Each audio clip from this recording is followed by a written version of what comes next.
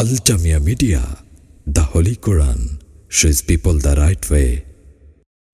সম্মানিত ভাইরা আমার, একজন ইমানদারের জীবনে চূড়ান্ত লক্ষ্য, চূড়ান্ত টার্গেট হলো জান্নাতে পৌঁছে যাওয়া। ঠিক না বেঠিক? আল্লাহ রাব্বুল আলামিন আমাদেরকে এমন জীবন গঠন করার তৌফিক নসিব করুন যে জীবন দিয়ে আমরা জান্নাত পর্যন্ত চলে যেতে পারি। ভাইরা আমার, জান্নাতে যাওয়ার জন্য অত্যন্ত সংক্ষিপ্ত একটি সিলেবাস আমি আপনাদের সামনে আজ পেশ করতে চাই। মাত্র 4টি বিশেষ কাজ। এই কাজগুলোকে গুরুত্বের সাথে যদি আপনার জীবনে বাস্তবায়ন করতে পারেন, কোরআন এবং হাদিসের নির্যাস থেকে আমরা বলতে পারি ইনশাআল্লাহ এই সময়ে আপনার জন্য জান্নাতে যাওয়া অনেক সহজ হবে। 1 নম্বর কাজ হলো ঈমানকে বিশুদ্ধ করতে হবে। নিজের আকীদা এবং বিশ্বাসের মধ্যে কোনো প্রকার ভেজাল রাখা যাবে না। কারণ ঈমান হলো আমাদের পাসপোর্টের মতো, আইডেন্টিটির মতো। আখিরাতের প্রত্যেকটি ঘাঁটিতে ঈমানের পাসপোর্ট, ঈমানদারিতার পরিচয় যদি আপনার মধ্যে থাকে, আল্লাহ রাব্বুল আলামিনের ফেরেশতারা আপনার সঙ্গে বিশেষ আচরণ করবেন ইনশাআল্লাহ। এইজন্য আপনার ঈমানটাকে পিওর করতে হবে, খাঁটি করতে হবে, ভেজাল মুক্ত করতে হবে। জান্নাতে যাওয়ার জন্য প্রথম কাজ হলো এটা। 4 কাজের প্রথম কাজ। আমরা বেশিরভাগ মানুষ জন্মসূত্রে মুসলমান, যার কারণে আমরা মনে করি আমাদের ঈমান তো আছেই। হুজুর অন্য পয়েন্ট বলেন, ঠিক না বেঠিক? অনেকেই ভেতরে ভেতরে বিরক্ত যে ঈমান তো আছেই, বুঝলাম 1 নম্বরটা হলো, আর 3টা বলেন।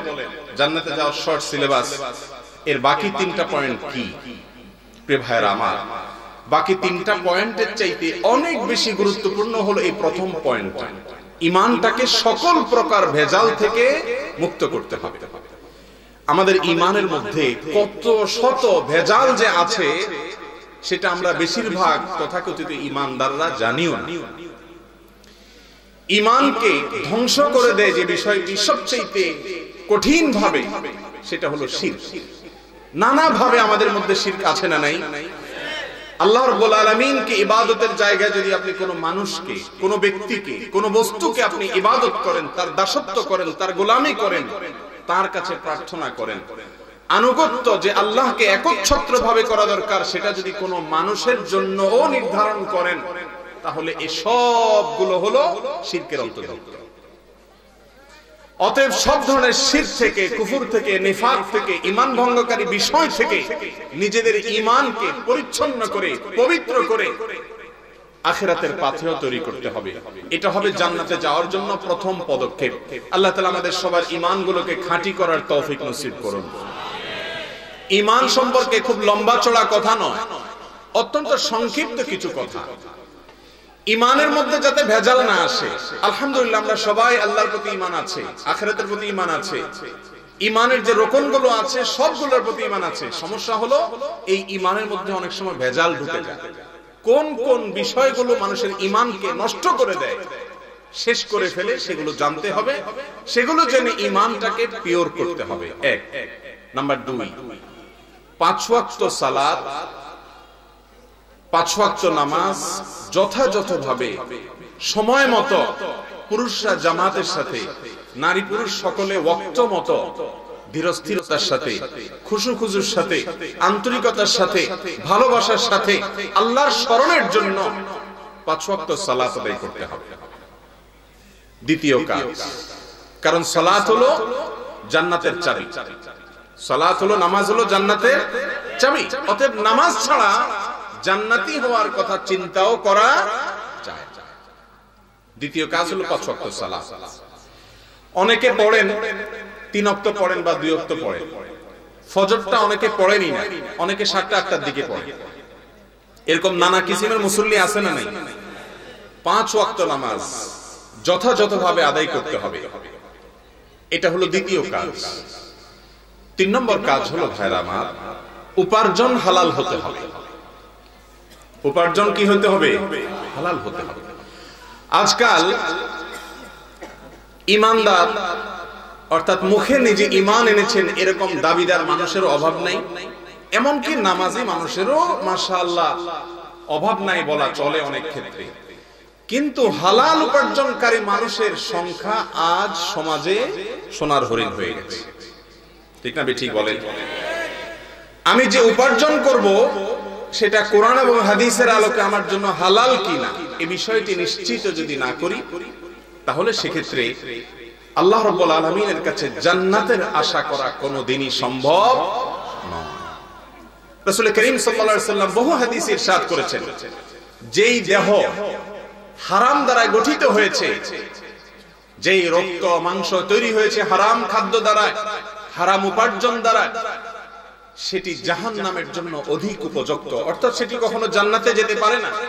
অনেক ভাইরা আছেন সারা জীবন দুর্নীতি, ঘুষ, সুদ, মানুষকে প্রতারণা করে উপার্জন করে শেষ বয়সে এসে দাড়ি টুপি রেখে জুব্বা পাঞ্জাবি লাগিয়ে হজ ওমরা করে মসজিদ মাদ্রাসায় দান সদকা করে হাজী সাহেব গাজী সাহেব সেজে জান্নাতে যাওয়ার আশায় বুক বেঁধে বসে থাকেন। আছে না নাই? তাসবিহ তাহলিল করেন, মসজিদে গেলে আর বের হতে চান না, আল্লাহ ছাড়া কোনো কথা তার মুখ থেকে আর নাই। মাশাআল্লাহ অনেক ইবাদত বন্দেগী করেন, কিন্তু সারা জীবন উপার্জন যা করেছেন তার বেশিরভাগই 2 নম্বর পথে, অবৈধ পথে, হারাম পথে, মানুষের রক্ত চুষে অন্যায়ভাবে দুর্নীতি করে, ঘুষের মাধ্যমে, সুদের মাধ্যমে, নানা রকম অপকর্মের মাধ্যমে। এরকম লোকজন আমাদের সমাজে আছে না নাই? বরং আমার মতো অনেক হুজুর বা আমাদেরও উপার্জনের মধ্যে শতভাগ ঝামেলা মুক্ত উপার্জনওয়ালা মানুষ আজ পাওয়া কঠিন হয়ে গেছে। ভাইরা আমার, সবাই মনে করে টাকা হইলে বাঘের মাথাও পাওয়া যায়। একটা কথা আছে না বাংলায়, টাকা হইলে বাঘের কল্লাও পাওয়া যায়। অতএব বাঘের কল্লা যখন পাওয়া যায় তো আল্লাহকেও টাকা হইলে পাওয়া যাবে। আগে পয়সা কামায় নয়, বৈধ অবৈধ পরে। মালদার হয়ে গেলে, কোটিপতি হয়ে গেলে হুজুররাও জি হাজি সাহেব করবে। ঠিক না ঠিক? মসজিদে গেলে ইমাম সাহেব, খতিব সাহেব মাহফিলে এসে 50,000 1 লাখ টাকা দিবে, বক্তা সাহেব বলে দিবে, আল্লাহ এত বড় হাজি সাহেব, এত বড় দাতা সাহেব, এত বড় মালদার সাহেব, অমুক সাহেব, তমুক সাহেব, আল্লাহ এই দানের বিনিময়ে আপনি তাকে জান্নাত পার করে জাহান্নাম পর্যন্ত দিয়ে আসেন। হুজুররাও দোয়া করতে, মানে জান্নাত পার করে যদি আর কিছু থাকে সেই পর্যন্ত দিয়ে আসতে চায়। ঠিক না ঠিক? অবৈধ উপার্জনকারী, মানুষের রক্ত চোষা, সুদ এবং ঘুষের মাধ্যমে অন্যায়ভাবে অন্যের অধিকার নষ্ট করে যারা উপার্জন করে সম্পদ আহরণ করেছেন, দুনিয়ার মানুষ আপনাকে বাহবা দিতে পারে, কিন্তু আমার মালিক আপনার ব্যাকগ্রাউন্ড জানেন কি জানেন না। দুনিয়ার মানুষ আপনাকে দেখে হাজী সাহেব, গাজী সাহেব, আপনি যে আসলে চিটার সাহেব, প্রতারক সাহেব, ঘুষখোর সাহেব, সুদখোর সাহেব, টিনচোর সাহেব, গমচোর সাহেব, আত্মসাৎকারী সাহেব, সেই পরিচয়টুকু মানুষ না জানলে কি হবে মানুষের মালিক জানেন কি জানেন না। ভাইরা আমার, অনেক ভাই এই আলোচনা শোনার পর, এই ধরনের কথা শোনার পর বলে, ভাই করে ফেলেছি এখন কি করব? সহজ উত্তর, যত অবৈধ উপার্জন করেছেন মালিক বেঁচে থাকলে তাদের কাছে ফেরত দিয়ে আসতে হবে। আর যদি মালিক বেঁচে না থাকে বা তাকে খুঁজে পাওয়া না যায় যার কাছ থেকে অবৈধভাবে উপার্জন করেছেন, তাহলে তার সওয়াবের উদ্দেশ্যে তার পক্ষ থেকে আল্লাহর রাস্তায় দান করে দিবেন, নিজে ভোগ করতে পারবেন না। তারপরে যদি ইস্তেগফার করেন, আল্লাহর কাছে মাফ চান, আশা করা যায় পেছনের জীবনের অবৈধ উপার্জন আল্লাহ তাআলা মাফ করে দিবেন। অথচ অনেকে দেখা যায় হালাল হারাম বাজ বিচার ছাড়া সম্পদের পাহাড় করে এরপরে যায় নামাজে বসে চোখের পানি ফেলে আল্লাহর কাছে দোয়া করে, আল্লাহ ভুল করে ফেলেছি, মাফ করে দেন।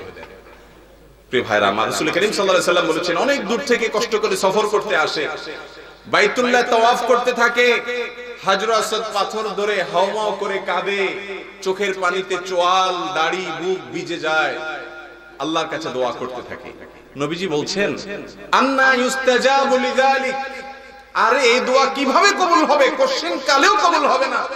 মক্কার সমস্ত ইমাম, মদিনার সমস্ত ইমাম, সারা দুনিয়ার সমস্ত মৌলভী সাহেব, সমস্ত আলেম ওলামা এসেও যদি দোয়া করেন, আপনি অন্যের অধিকার নষ্ট করে আসলে আল্লাহ রাব্বুল আলামিন সেটা মাফ করবেন না। হারামখোরের দোয়া আল্লাহ কবুল করবেন না। ভাইরা আমার, এমন একটা সময় আমরা পার করছি, সবাই মনে করে, বিশেষ করে যুবকদের মধ্যে একটা চিন্তা ঢুকছে, পয়সাটা হলে হুজুররাও দেখি আগে জায়গা করে দেয়, মাহফিলের মঞ্চে জায়গা পাওয়া যায়, সব জায়গাতে কদর হয়, পয়সা হলে সবই হয়। অতএব নীতি নৈতিকতা, তাকওয়া আর হালাল হারাম এগুলো পরে, আগে পয়সা কামায় নাও, এরপরে আল্লাহকেও পাওয়া যাবে। এই চিন্তা কি ঠিক? আল্লাহ তাআলা আমাদের সবাইকে হালাল উপার্জন করার জন্য সংকল্প করার তৌফিক নসিব করুন।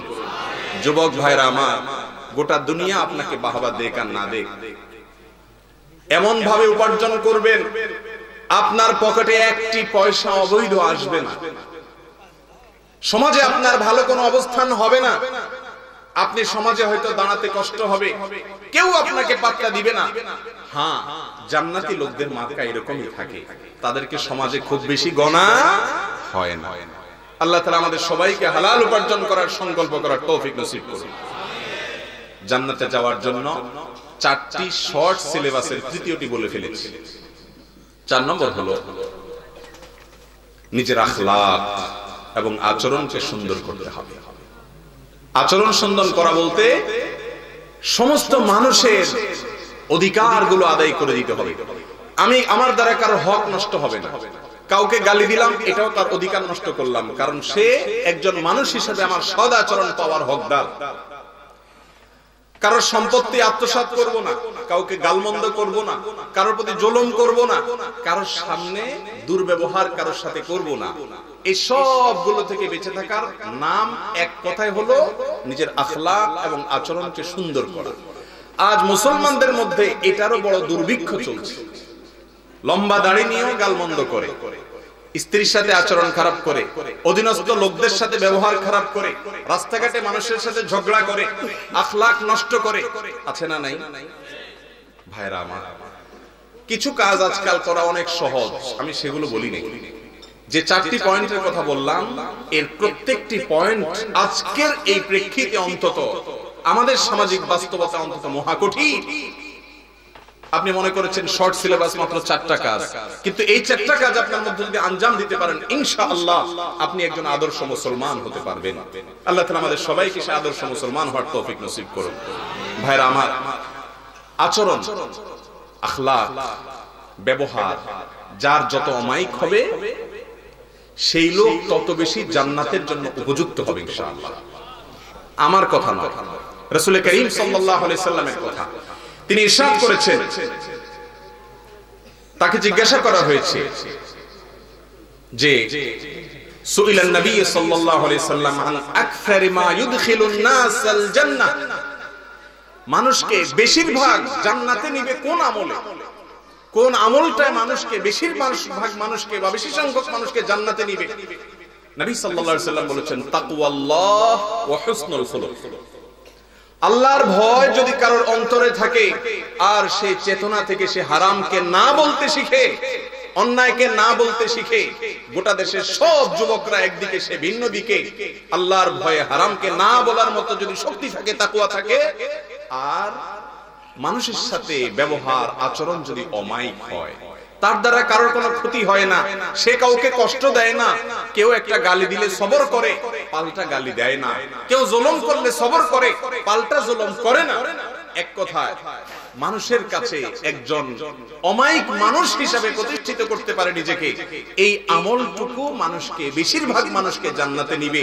জান্নাতে নেওয়ার জন্য উত্তম আখলাকের চাইতে সহজ কোন পথ আর রুট কোরআন আর হাদিস থেকে খুঁজে পাওয়া যায় না। ভাইরা আমার, রাসূল করিম সাল্লাল্লাহু আলাইহি ওয়াসাল্লাম তিরমিজি বর্ণিত এবং আবু দাউদ বর্ণিত হাদিসে বলেছেন, মা মিন শাইইন ইউদাউ ফিল মিজান আসকালু মিন হুসনিল খুলুক। কিয়ামতের ময়দানে ভাইরা আমার, মিজানের পাল্লায় যখন সমস্ত আমল উঠানো হবে, মানুষের সাথে সুন্দর আচরণ, সুন্দর ব্যবহার, অমায়িক আচরণ, এই আমলটার ওয়েট আর ওজন এত বেশি হবে যে অন্য কোন আমলের ওজন এত বেশি হবে না। কিয়ামতের দিন নেক আমল গণা হবে না মাপা হবে? কথা বুঝেন নাই? কিয়ামতের দিন আমাদের আমল গণা হবে না মাপা হবে?